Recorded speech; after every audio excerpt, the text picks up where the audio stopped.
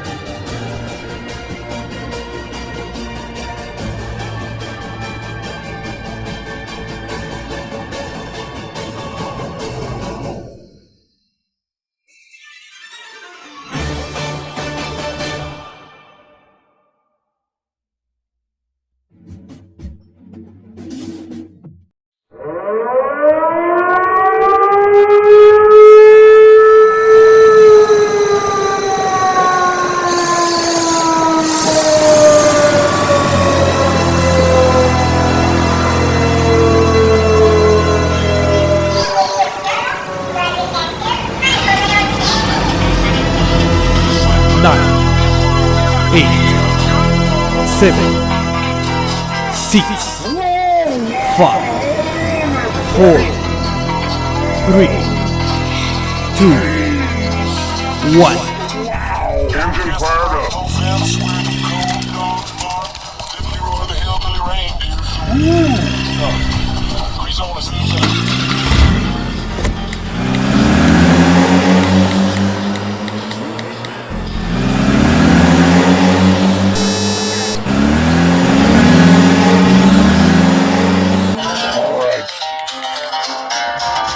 Check all your parameters, your scanners, see what's going on. Check all the instruments, see if they're dialing right. This is Zephyrus Cochran to Don't turn off the music. Do you read me? Now, let's see about these parameters and these sounds and songs, sounds. 5 engine wouldn't be a reality without men like Dr. Cochran and Henry Archer, who worked so hard to develop it. So it's only fitting that Henry's son, Jonathan Archer, will command the first starship powered by that engine.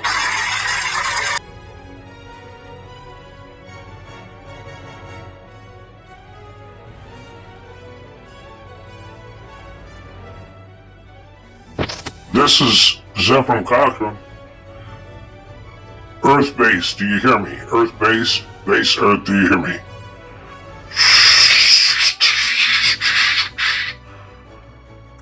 We read you loud and clear, Zephyrus.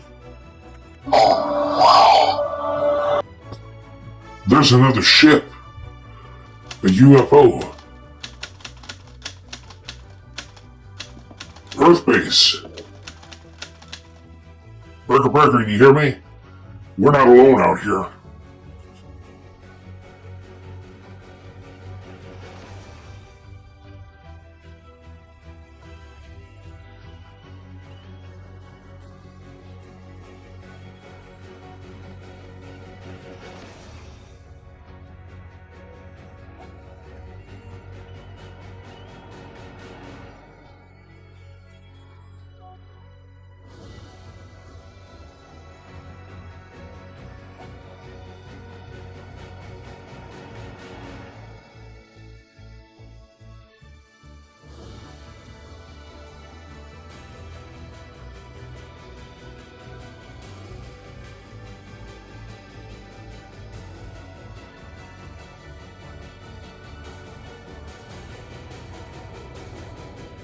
Cochran, the The First Flight.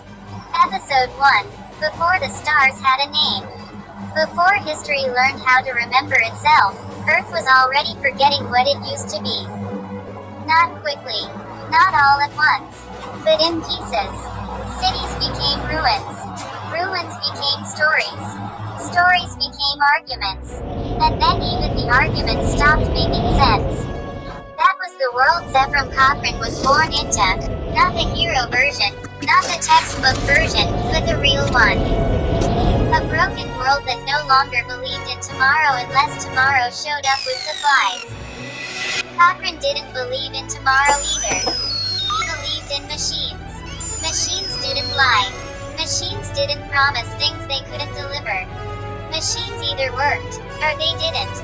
And in Cochran's experience, most things didn't. That was why he preferred them. Because disappointment was predictable. Predictability was safe. And safety, in the decades after the collapse of global order, was the only currency worth anything. The missile silo outside Bozeman, Montana had once been designed for extinction-level decisions. Now it was being used for something far more dangerous. Creation. Inside that hollow concrete throat, humanity's first warp-capable vessel was being born. They called it the Phoenix. Cochran didn't like the name at first. Too hopeful, too clean. But one of the crew had said, "It rises from ashes, doesn't it?" And that part, he couldn't argue with. Because everything rose from ashes now. People, ideas, entire nations. So he let them keep the name. Not because he believed in it, but because he didn't have the energy to fight about symbolism anymore. Cochran stood on a catwalk above the construction bay, looking down at the ship. It wasn't beautiful. It wasn't supposed to be. It was a patchwork of scavenged alloys, repurposed reactor cores, salvaged guidance systems, and mathematics that should have collapsed under their own ambition. And yet, it held together, barely, like a thought refusing to die. Below him, workers moved like ghosts with tools. Most of them weren't engineers. They were survivors who had learned just enough technical skill to keep broken systems from becoming dead systems. One of them shouted up, "Zap! The plasma regulator's spiking again." Cochran didn't even look down. Then stop it from spiking. How? Convince it, Cochran said flatly. That earned a few laughs from the crew. Even in exhaustion, humor survived. That surprised him sometimes. People should have stopped laughing years ago. But they hadn't. That meant something stubborn still existed in the species. Something that refused to surrender. Cochran wasn't sure if he admired that, or resented it. He descended the ladder slowly, joints aching more than he admitted. Age wasn't the problem. Time was. Time accumulated in the body like rust. And Cochran's body had been in a long-term war with rust.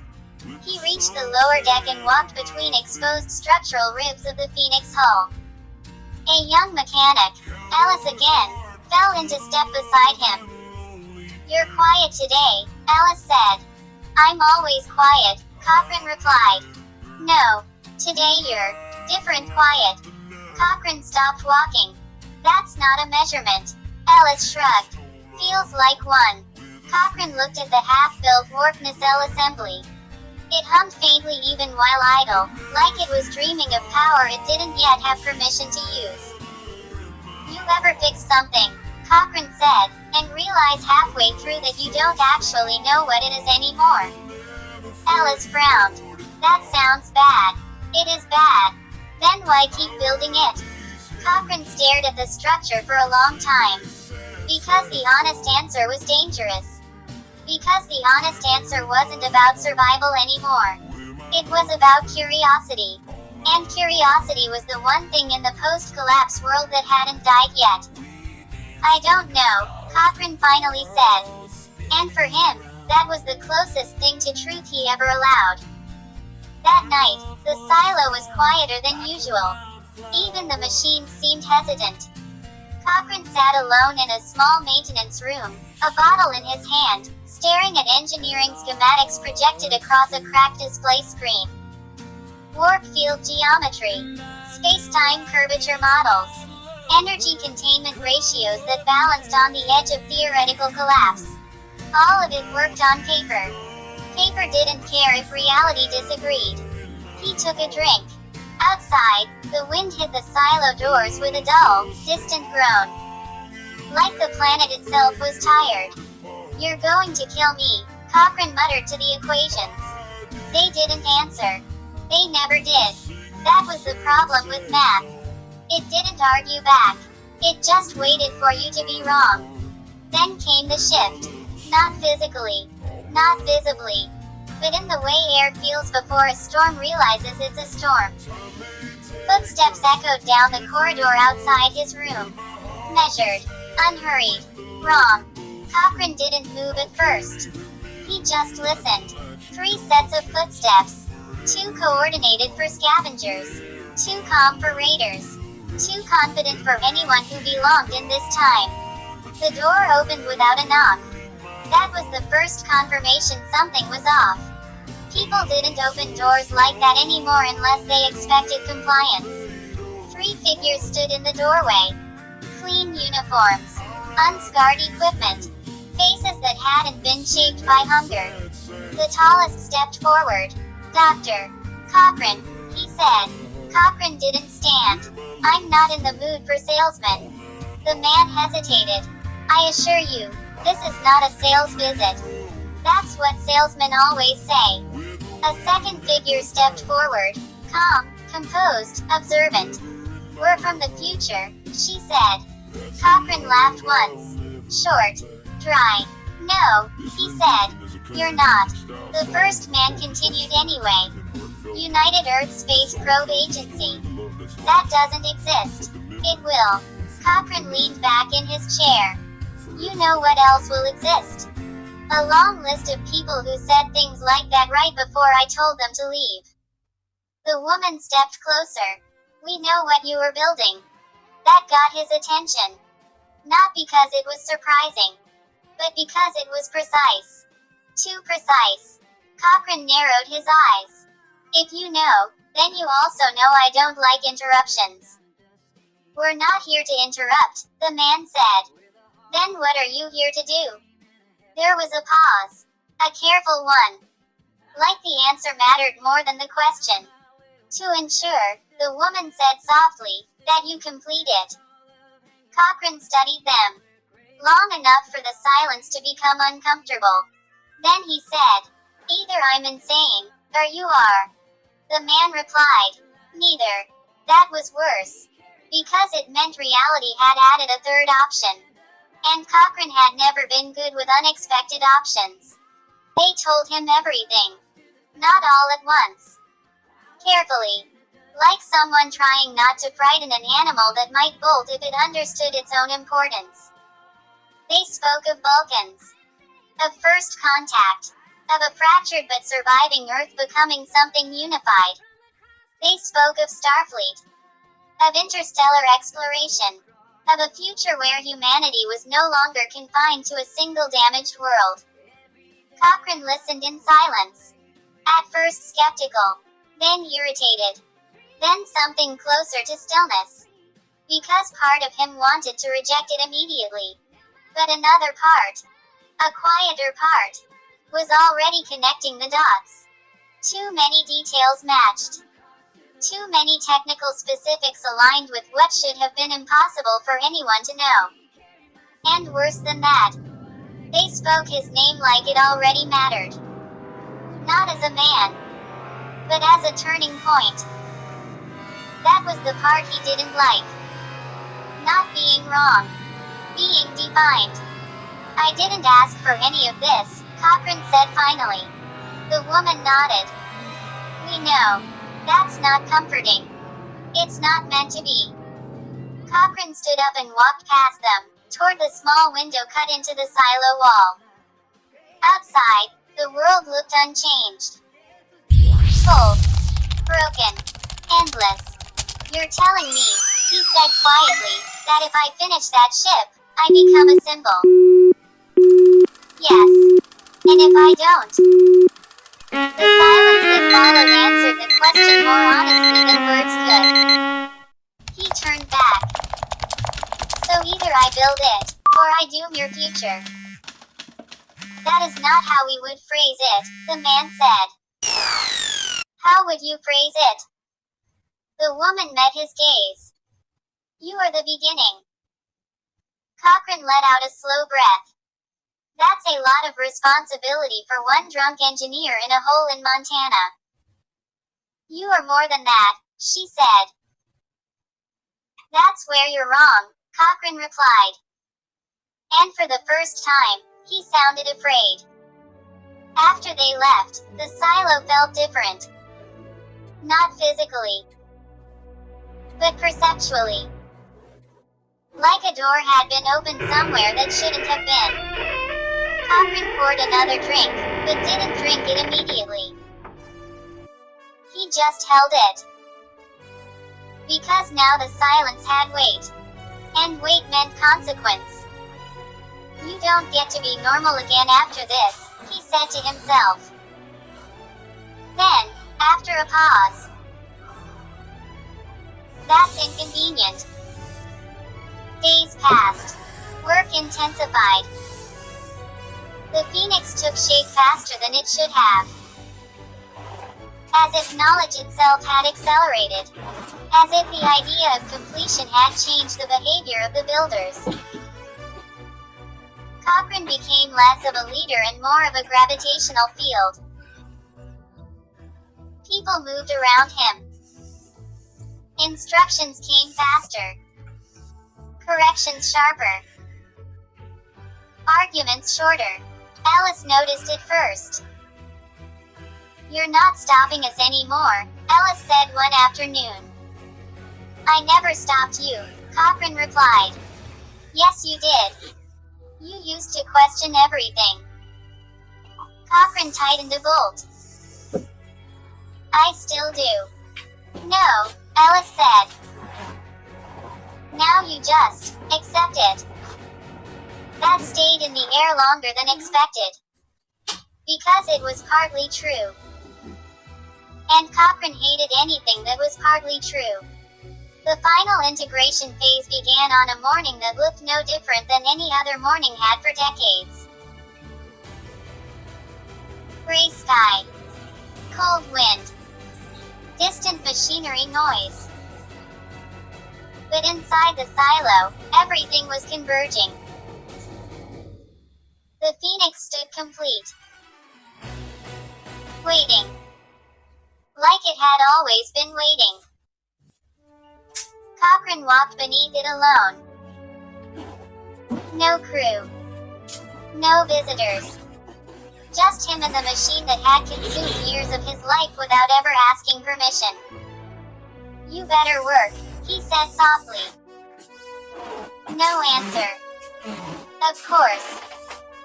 Machines didn't reassure. They either functioned, or they failed catastrophically. He climbed into the cockpit. Sat down. Closed his eyes for a moment. And when he opened them again, the future felt closer than the present. The launch sequence began. At first, nothing happened. Then systems engaged. Then energy stabilized. Then reality shifted. The ship didn't move upward. It moved elsewhere. Space folded like fabric under pressure. The silo vanished behind them. The sky became structureless. Distance lost meaning. Cochran's grip tightened. Oh no, he whispered. The engine surged. Oh no, no. Then it stabilized. And everything stopped being Earth-shaped. Stars appeared. Not as points. but as presence. And in the distance, something else. Another ship. Not human. Silent. Observing. Waiting. Cochran stared. Long silence. Then, "Well," he said quietly, "that's new." And in that moment, humanity stopped being alone. Not because it was ready. Not because it was wise. But because one broken man in a buried silo had built something that refused to stay small.